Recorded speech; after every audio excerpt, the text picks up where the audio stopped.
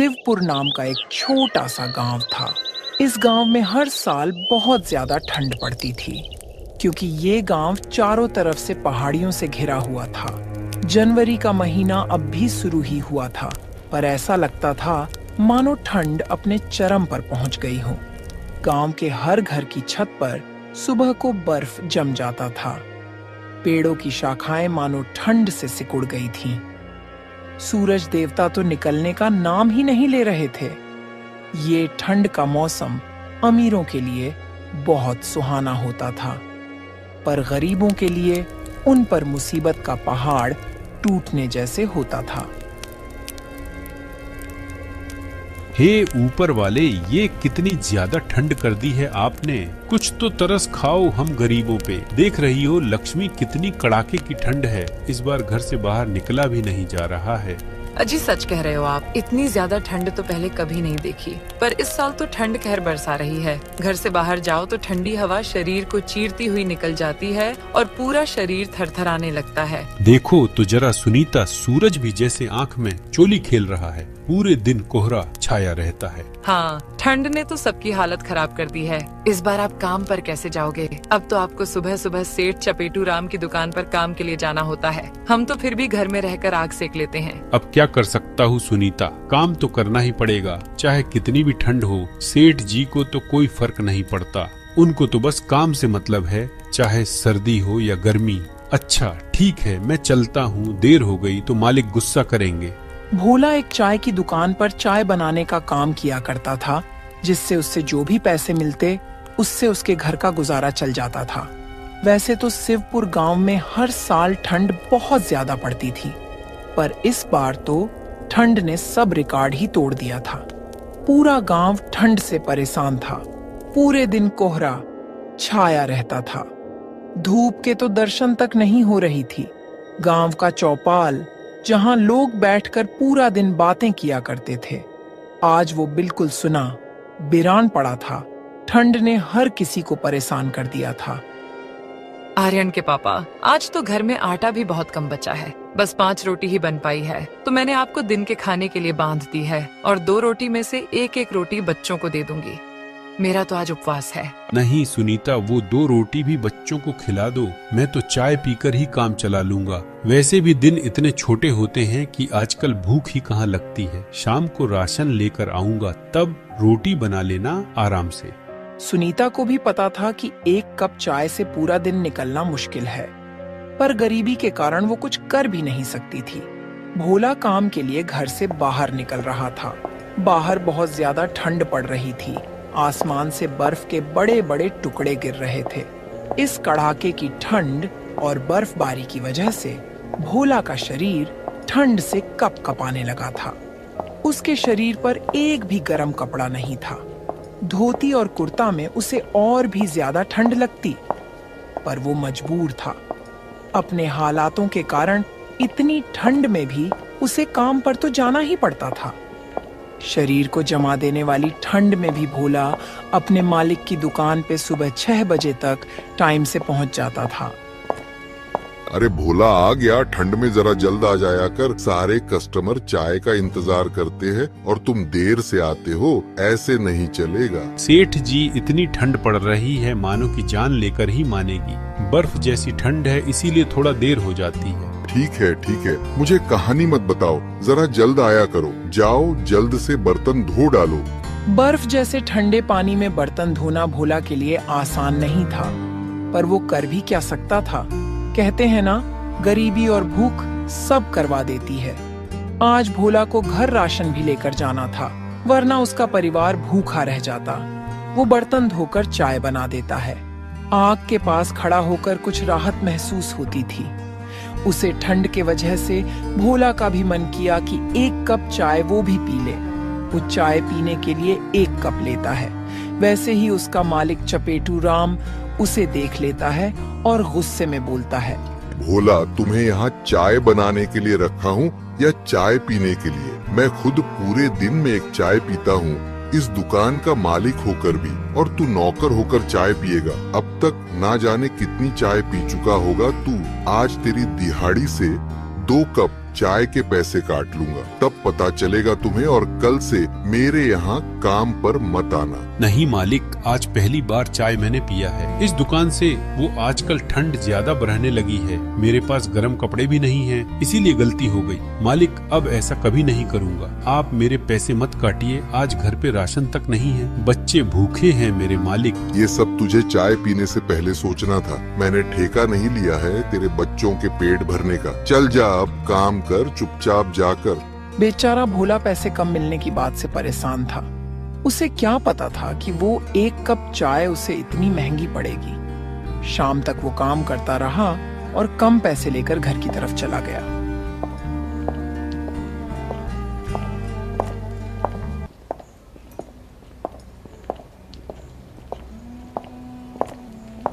उसने कुछ पैसों से घर का राशन लिया और घर आ गया। भोला अपने घर पहुंचता है तो उसकी पत्नी सुनीता उससे कहती हैं, अजी क्या बात है, आप इतने परेशान क्यों लग रहे हो? और ये राशन भी इतना कम ले आए हो, इससे तो बस एक हफ्ते ही काम चल पाएगा। भोला सुनीता को सारी बातें बता देता है। सुनीता, मैं बहुत मजबूर हूँ, मालिक ने मुझे काम से निकाल दिया आज, क्योंकि मैंने एक कप चाय पी लिया था और तो और मेरे पैसे भी काट लिया, इसीलिए राशन कम ले आया हूँ। हे भगवान, तूने यह ठंड क्यों बनाई है? हम गरीबों का गुजारा कैसे होगा? अब क्या होगा जी, ऐसे सर्दी में कैसे गुजारा होगा हमारा? तुम परेशान मत हो, मैंने थोड़ा पैसा बचा लिया, यह लो, और बच्चों के लिए गर्म कपड़ा ले लेना। अजी आप अपने पास ही रखो और अपने लिए गर्म कपड़े ले लेना। हालत तो देखो जरा अपनी, इतनी ठंड में सिर्फ ये धोती कुर्ता ही है आपके पास। आपको भी तो ठंड लगती होगी। बच्चों के पास अभी पुराने कपड़े हैं, उनसे काम चल जाएगा। और मैं तो ज्यादातर चूल्हे के पास ही रहती हूँ, मुझे घर में इतनी ठंड नहीं लगती। आप तो बाहर काम करते हो।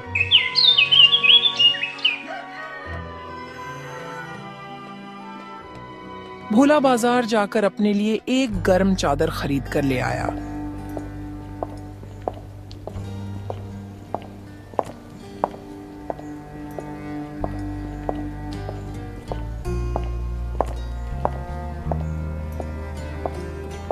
सुनीता जब खाना बनाती है तब बच्चे उसके पास ही बैठे रहते थे और आग तापते थे। सुनीता, मैं बाहर जाता हूँ, देखता हूँ शायद कोई काम मिल जाए। ऐसे घर पर खाली तो नहीं बैठ सकता। अगर घर पर रहूंगा तो खाने के लिए मोहताज हो जाऊंगा। हाँ जी, ध्यान से जाइएगा और शाम को समय से घर वापस आ जाइएगा। ठंड बहुत ज्यादा हो रही है।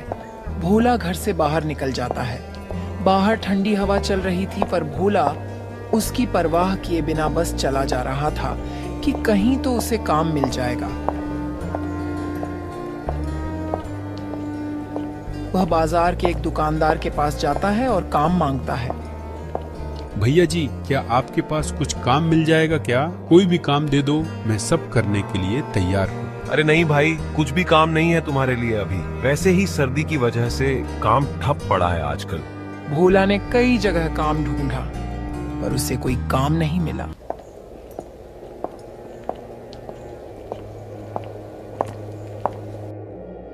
वो मायूस होकर एक पेड़ के नीचे बैठ गया। हे भगवान, अब क्या करूं? कोई काम नहीं मिल रहा। अब घर का गुजारा कैसे होगा? पैसे भी बहुत कम बचे हैं और राशन भी कुछ दिनों में खत्म हो जाएगा। भोला यह सब सोच ही रहा था कि तभी एक साधु बाबा उसके पास आते हैं।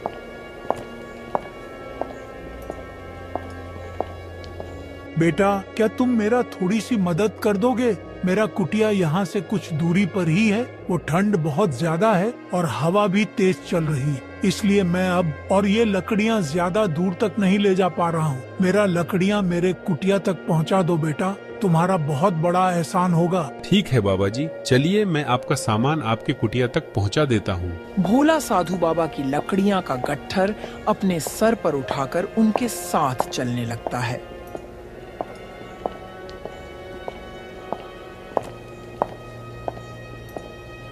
कुछ दूर जाने के बाद साधु महाराज की कुटिया तक पहुंचता है। लीजिए साधु महाराज, आपका कुटिया आ गया। क्या आप यहाँ अकेला रहते हैं? यहाँ तो बहुत ठंड लग रही है। हाँ बेटा, मैं यहाँ अकेला रहता हूँ। मैं इसी कुटिया में तपस्या करता हूँ। यहाँ बहुत ठंड लगता है, इसीलिए लकड़ी लाने गया था। बस एक मेरी गाय रानी मेरे साथ रहती है, पर अब मैं इसका भी ठीक से ख्याल नहीं रख पाता हूँ। अच्छा बाबा, अब आप आग जलाकर आराम करें और कुटिया को गर्म रखें, ठंड बहुत ज्यादा है। मैं अब चलता हूँ, मेरे बच्चे घर पर इंतजार कर रहे होंगे। इतना बोलकर भोला अपने घर की तरफ चल पड़ता है। तभी साधु महाराज बोल पड़ते हैं, रुको बेटा, मेरी गाय रानी को भी अपने साथ ले जाओ। इसको अच्छा से देखभाल करोगे, इसकी सेवा करोगे तो ये तुमको बहुत ज्यादा दूध देगी। मैं तो इसका ध्यान ठंड के कारण रख नहीं पाता, इसे तुम ले जाओ। अब मना मत करना बेटा, एक साधु का आशीर्वाद समझकर रख ले। अरे महाराज जी, अब आप इतना बोल ही रहे हैं तो मैं इस गाय माता को अपने साथ ले जा रहा हूँ और इनकी खूब सेवा पानी करूँगा। भोला गाय को लेकर घर की ओर चल देता है।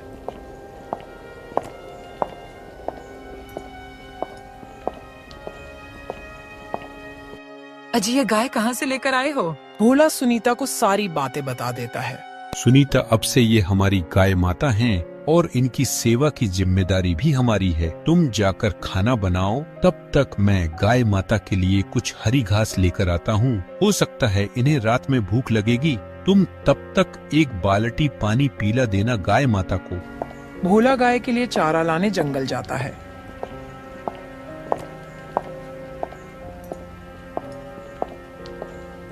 और घास लेकर आता है और गाय को दे देता है। चारा खाने के कुछ देर बाद गाय बहुत सारा दूध दे देती है। देखो सुनीता, हमारी गाय ने कितना सारा दूध दिया है। ये सच में कमाल की गाय है। इतना सारा दूध तो हम पी भी नहीं पाएंगे। लाइए, पहले मैं कुछ दूध की चाय बना देती हूँ, फिर पूरा परिवार आज साथ बैठकर गर्मा गर्म दूध पीकर ही सो जाएंगे, क्योंकि घर में ज्यादा राशन नहीं बचा है। फिर उस दिन भोला का पूरा परिवार गाय माता के दूध से अपना पेट भर लेते हैं और सब आराम से सो जाते हैं।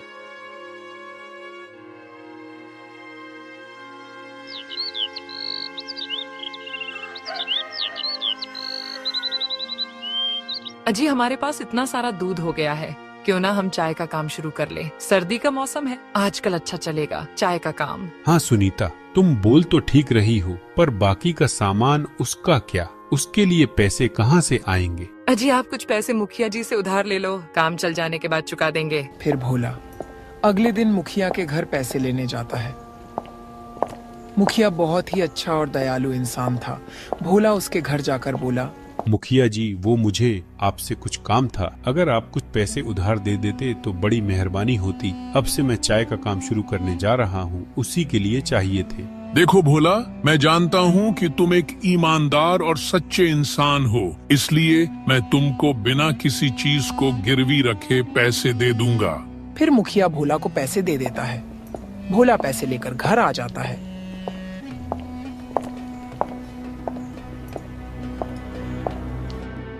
और अगले दिन वो चाय का काम शुरू कर देता है।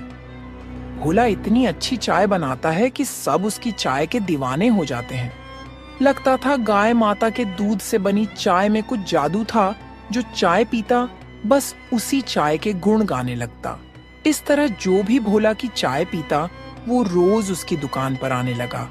अब भोला का चाय का काम बहुत तेजी से चलने लगा।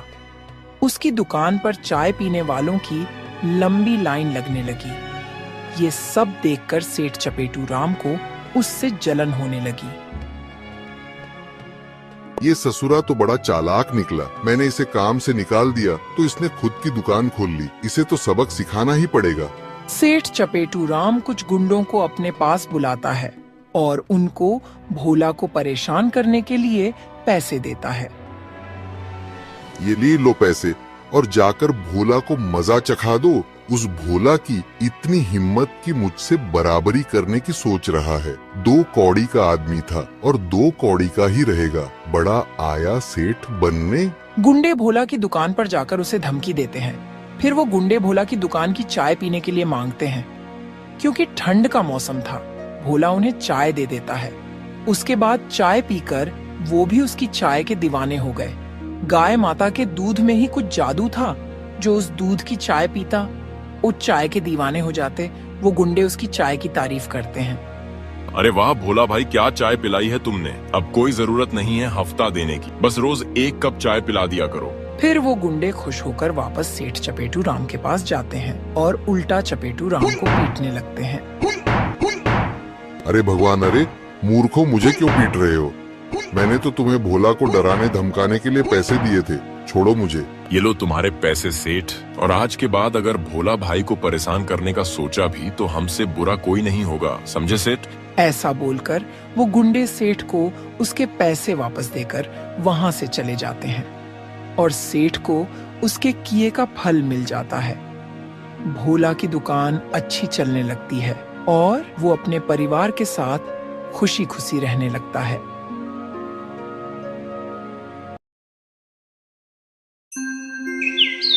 सर्दियों का समय था। पहाड़ों से घिरे एक छोटे से गांव खानपुर में कुछ गरीब बच्चे फटे पुराने कपड़े पहने एक जलती हुई आग के पास खड़े थे। उनके चेहरे ठंड से लाल हो गए थे। उसी गांव में रामू अपनी पत्नी गीता, बूढ़ी माँ और छोटे बेटे आर्यन के साथ एक छोटे से मकान में रहता था। रामू को अपने परिवार की पूरी जिम्मेदारी उठानी पड़ रही थी। वह अपने खेत में खेती करके अपने पूरे परिवार का गुजर बसर करता था। माँ, ये आग कब तक जलती रहेगी? लकड़ियाँ तो खत्म हो गई हैं। बेटा, जितनी लकड़ियाँ थीं सब इस्तेमाल हो चुकी हैं। अब मेरे समझ में नहीं आ रहा है कि मैं क्या करूँ, सभी लकड़ियाँ खत्म हो चुकी हैं। माँ, मेरे हाथ सुन्न हो रहे हैं और मुझे बहुत जोर से ठंड लग रहा है। आजा मेरे पास बैठ, मेरी साड़ी में छिप जा। तेरे पापा अभी कुछ उपाय करते होंगे और तुम्हारी बूढ़ी दादी की भी ठंड से तबीयत खराब हो रही है। कुछ देर बाद रामू कुछ लकड़ियाँ लेकर घर आता है। गीता, यह लो कुछ लकड़ियाँ, इसे जल्द से जला दो और माँ को भी बुला दो और सभी लोग इसे जलाकर हाथ पैर सेक लो। बाहर बहुत ठंड है, सभी की हालत खराब है। धन्यवाद पिताजी, ये ठंड तो जैसे जान लेकर ही मानेगी। ऐसी बात नहीं है, मैं हूँ ना। इस ठंड से बचने के लिए कुछ ना कुछ अच्छा करूँगा, तब तक तुम आग ताप लो। पिताजी, यह ठंड तो अमीरों के लिए खुशियों का मौसम होता है, लेकिन ये ठंड गरीबों के लिए तो काल बन गई है। हाँ बेटा, तुम सही कह रहे हो, लेकिन हम कर भी क्या सकते हैं। गांव के कुछ बुजुर्ग और नौजवान चौपाल पर इकट्ठा हुए थे। ठंडी हवाएं उनके चेहरे पर चोट कर रही थी। वे आग ताप रहे थे।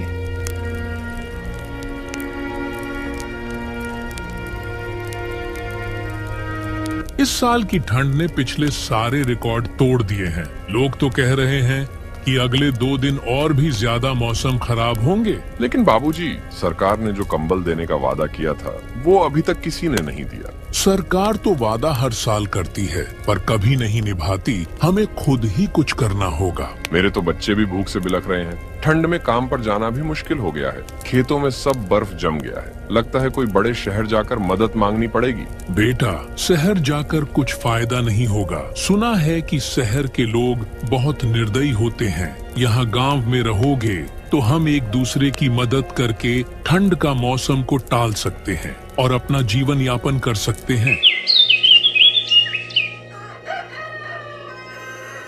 माँ, क्या कल भी हमें ऐसे ही ठंड में रहना होगा? पता नहीं बेटा, शायद भगवान हमारी सुन ले। माँ, मुझे बहुत भूख लगी है, कुछ खाने को दे दो। शाम तक इंतजार कर ले बेटा, शाम को तुम्हारे पापा कुछ खाने को लाएंगे। गीता इतना कहते ही उसके आंखों में आंसू आ जाते हैं। यह सब रामू सुन लेता है। रामू ठंड से कांपता हुआ पास के जंगल में लकड़ियां तलाशने निकलता है। ठंडी हवाएं उसकी हड्डियों तक पहुंच रही थीं।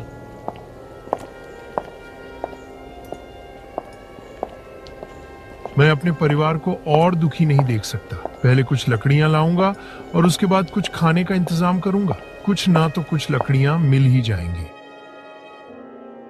वह जंगल जाकर सूखी टहनियां इकट्ठा करता है। अचानक उसका पैर बर्फ में फिसल जाता है और वह गिर जाता है। उसकी आवाज सुनकर पास के लकड़हारा भोला उसकी मदद के लिए आता है। अरे रामू, इतनी ठंड में यहाँ क्या कर रहा है? क्या करूँ भाई, बहुत ठंड है, इसीलिए माँ के लिए लकड़ियाँ ले रहा था। हमारे पास कुछ नहीं बचा और कुछ खाने के लिए भी इंतजाम करना होगा। मैं बहुत तकलीफ में हूँ। चल मेरे साथ, मैं कुछ लकड़ियाँ और कुछ खाने को दूंगा। ठंड में ऐसे अकेले मत आना, यहाँ बहुत ठंड है।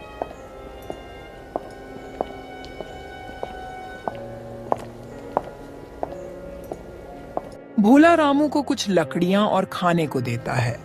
रामू सारा सामान लेकर वहां से घर आता है।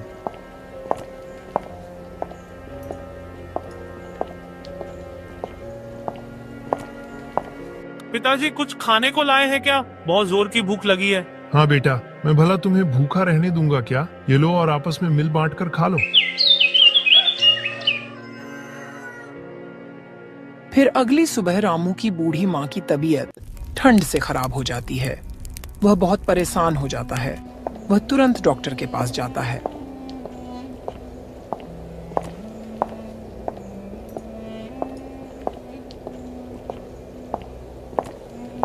डॉक्टर साहब, आप जल्दी से चलिए मेरे घर, मेरी माँ की तबीयत बहुत खराब है।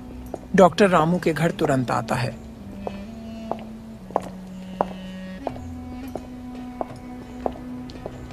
और उन्हें चेक करता है।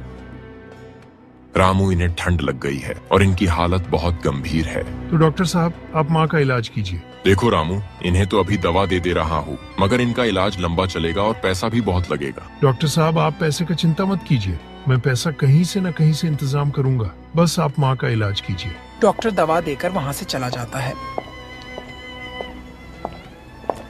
अजी, माँ जी के इलाज के लिए पैसे कहाँ से लाएंगे? हम लोग खाने के लिए मोहताज है, तो इलाज कैसे होगा? गीता, तुम सही कह रही हो, मगर मैं माँ को ऐसे नहीं छोड़ सकता। किसी तरह तो इलाज करवाना ही होगा। मेरे पास एक ही उपाय है, मैं अपना खेत को बेच दूंगा और माँ का इलाज करूंगा। आप तो ठीक कह रहे हैं, लेकिन खेत बेचना मुझे अच्छा नहीं लग रहा। लेकिन और कोई उपाय भी नहीं है। रामू अपनी माँ का इलाज के लिए खेत बेचने के लिए मजबूर हो जाता है।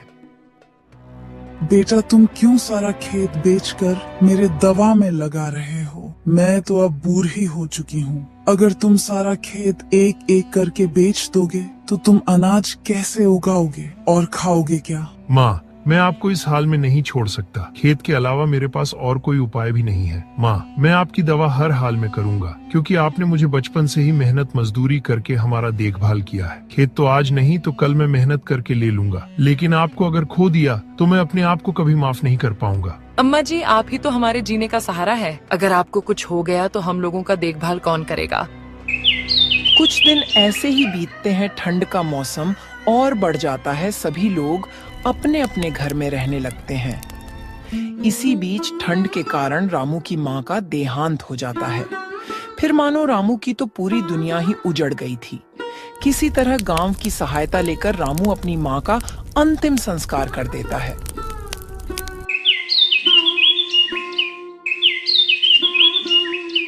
अब रामू की स्थिति पहले से भी और दयनीय हो गई थी। वह दोनों पति पत्नी अपना जीविका चलाने के लिए पास के ही गांव में एक सेठ जी के यहाँ काम करने लगते हैं। उससे जो कुछ भी मिलता वह दोनों पति पत्नी अपने बेटा आर्यन के साथ उसी में गुजर बसर करने लगते हैं। ठंड कुछ ज्यादा ही हो रही थी और तो और इस बार तापमान कुछ ज्यादा ही गिर गया था, जिसके कारण ठंड बहुत जोरों से अपनी कहर ढा रही थी।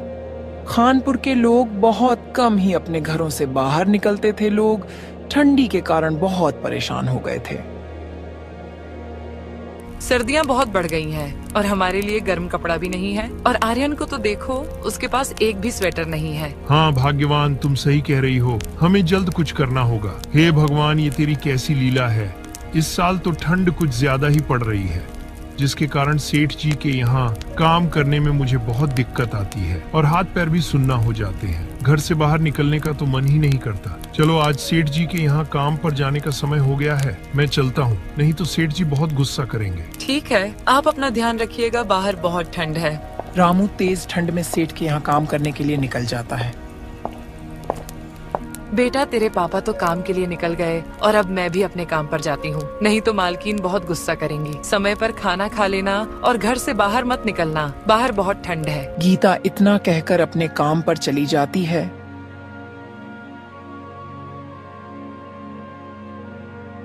उसकी मालकिन स्वभाव की थोड़ी चिड़चिड़ी और कठोर थी। वह सामने ही आग के पास खड़ी थी और बाकी के नौकरों की डांट लगा रही थी। तभी गीता को देखकर मालकिन बोली, गीता, तुम काम पर इतने देर से क्यों आ रही हो? मेरे बाकी के नौकर अपना काम शुरू भी कर चुके हैं। लगता है तुम समय की कीमत नहीं जानती हो। मुझे माफ कर दीजिए मालकिन, ठंड के कारण आने में थोड़ी देर हो गई, पर आप चिंता न करें, मैं अपना काम तुरंत ही खत्म कर देती हूँ। बहाने बनाना खत्म करो, जाओ चुपचाप अपने काम पर लग जाओ। अगर आज काम में कोई गड़बड़ी हुई तो मैं तुम्हारा सारा हिसाब कर दूंगी। तुम्हारी जगह काम करने वाले बहुत बैठे हैं। मालकिन की बातों को सुनकर गीता को बहुत दुख होता है, लेकिन वह बेचारी कर भी क्या सकती थी, यह उसकी मजबूरी थी। वह चुपचाप काम करने जा ही रही थी कि तभी मालकिन की बेटी वहां आती है। आप क्यों डांट रही हैं इस बेचारी को? दिखता नहीं बाहर कितनी ठंड है, फिर भी यह काम करने आई है। यह भी तो इंसान है, इस पर आपको जरा भी दया नहीं आ रही है क्या? बेटी, इन लोगों को ज्यादा सर पर चढ़ाना ठीक नहीं होता, नहीं तो यह लोग कोई भी काम ठीक ढंग से नहीं करेंगी। गीता ने कुछ भी नहीं कहा और अपने बेटे के बारे में सोचने लगी और अपने काम में लग गई।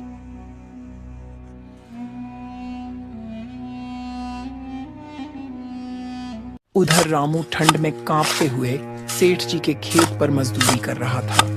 सेठ मजदूरों पर बहुत कड़ी निगरानी रखता था।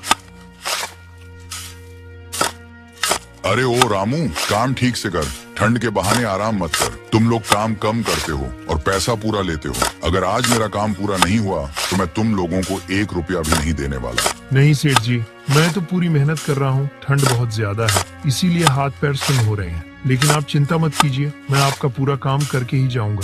सुबह से काम करते करते रामू के हाथ पैर ठंड से अकड़ चुके थे और थकान उसके चेहरे पर साफ नजर आ रही थी, लेकिन उसे अपनी पत्नी और बच्चे की बहुत फिक्र हो रही थी, इसलिए वह इतनी ठंड में भी जी तोड़ मेहनत कर रहा था। हे भगवान, ये तू किस जन्म का बदला ले रहा है? इतनी ठंड में भी काम करना पड़ रहा है, और अगर मैंने इस काम को छोड़ दूं तो सेठ जी मुझे काम से निकाल देंगे और फिर मैं घर कैसे चलाऊंगा? शाम हो चली थी। रामू की पत्नी गीता घर पर रामू का इंतजार कर रही थी। इधर रामू झटपट किसी तरह काम निपटाकर घर लौटने की सोच रहा था, लेकिन तभी सेठ ने कहा, ओ रामू सुन, आज ये काम पूरा करके ही जाना। अगर थोड़ा सा भी काम छूटा तो समझ लेना आज तेरी नौकरी गई। जी सेठ जी, आप जैसा कहें। रामू यह कहकर फिर काम पर लग जाता है। वह बेचारा कर भी क्या सकता था, मजबूरी उससे यह सब करवा रही थी। उधर खानपुर गांव में ठंड से सभी का बुरा हाल था। लोग घरों से बाहर नहीं निकलते, उनका सहारा एक आग ही था।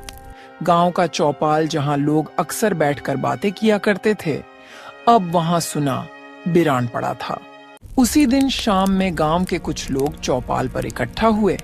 उनमें से एक आदमी बोला, इस बार ठंड बहुत भयानक है। अगर हम सब मिलकर कोई उपाय नहीं करेंगे तो कई लोग इस ठंड के चपेट में आ जाएंगे। हमें जंगल से और लकड़ियां लानी हो और हर घर में अब आग जलाने की व्यवस्था करनी हो। लेकिन इस ठंड में जंगल तक जाने की हिम्मत कौन करेगा? ठंड इतनी ज्यादा है कि हाथ पैर सुन पड़ रहे हैं। जंगल में सूखी लकड़ियां ढूंढने में भी बहुत समय लग जाएगा। डरने से कुछ नहीं होगा, हमें एक दूसरे की मदद करनी होगी। अगर हमने ठंड के आगे हार मान ली तो गांव के कई घरों के चूल्हे हमेशा के लिए बुझ जाएंगे। फिर वे लोग निर्णय लेते हैं। सब लोग मिलकर जंगल से लकड़ियां लाकर सभी के घरों में आग जलाएंगे, जिससे सर्दी से बचा जा सके। दिन ढल चुका था। रामू अपना काम खत्म करके सेठ जी के पास जाता है और कहता है, लीजिए सेठ जी, मैंने आपका सारा काम निपटा दिया। सेठ जी, मुझे कुछ पैसे चाहिए थे, मेरे बेटे के लिए सर्दी के कपड़े लेने थे। अरे रामू, अभी तो महीना पूरा होने में कुछ दिन बाकी है और तुमको पैसा अभी चाहिए। कुछ दिन और इंतजार करो, फिर पैसा मिलेगा। सेठ जी, मेरे बेटे के पास ठंड का एक भी कपड़ा नहीं है। हम पति पत्नी तो कैसे भी ठंड झेल लेंगे, लेकिन वह तो अभी बच्चा है, वह इस ठंड को नहीं सह सकेगा। सेठ जी, इसलिए मुझे आप कुछ पैसे दे दीजिए, मुझे उसके लिए स्वेटर खरीदना है। फिर सेठ रामू को कुछ पैसा दे देता है।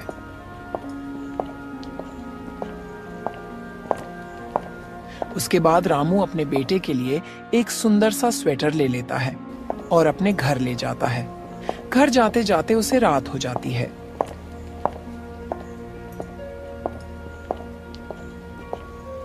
आज आपको आने में बहुत देर हो गई, बाहर बहुत ठंड है। आओ आग सेक लो। हाँ, वो आज सेठ जी ने कुछ ज्यादा काम दे दिया था और जो पैसे मिले मैंने उसी से आर्यन के लिए एक सुंदर सा स्वेटर खरीद लिया। आर्यन कहाँ है? मुझे दिखाई नहीं दे रहा है। हर दिन तो आके मेरे सीने से लग जाता था। तब गीता ने आर्यन के तबीयत के बारे में रामू को बताई। आज जब मैं काम से वापस आई तो इसे बहुत बुखार था। तब मैं डॉक्टर के पास गई। जाने पर पता चला कि वे कहीं दूर गए हैं, शाम तक आएंगे। अब जाओ ना, उन्हें बुला लाओ। आर्यन की तबीयत और बिगड़ती जा रही है। गीता तुम चिंता मत करो, मैं अभी डॉक्टर के पास जाता हूँ और उन्हें लेकर आता हूँ। तब तक तुम आर्यन को आग के पास रखो और उसका ध्यान रखो। रामू यह कहकर डॉक्टर के घर की ओर निकल गया और सोचने लगा, आज काम से आने में देरी हो गई, जिसके कारण जंगल से लकड़ी भी न ला सका।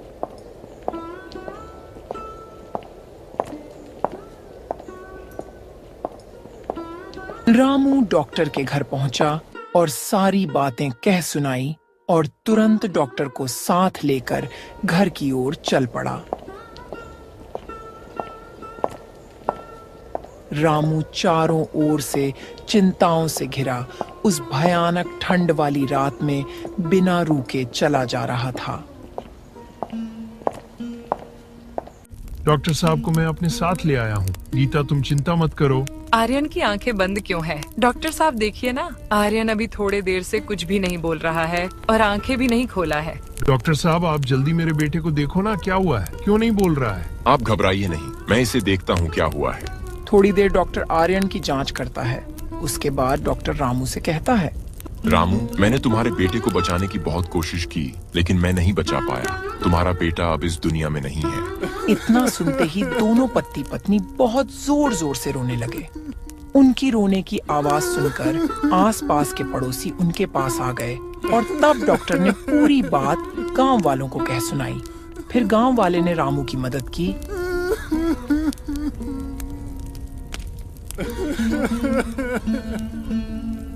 और रामू और गीता अपने कलेजे पर पत्थर रखकर अपना जीवन गुजर बसर करने लगते। दोस्तों, आपके घरों के आसपास कोई गरीब या जरूरतमंद दिखाई दे तो आप उसकी मदद जरूर करें। आपको ये कहानी कैसी लगी हमें कमेंट में जरूर बताएं।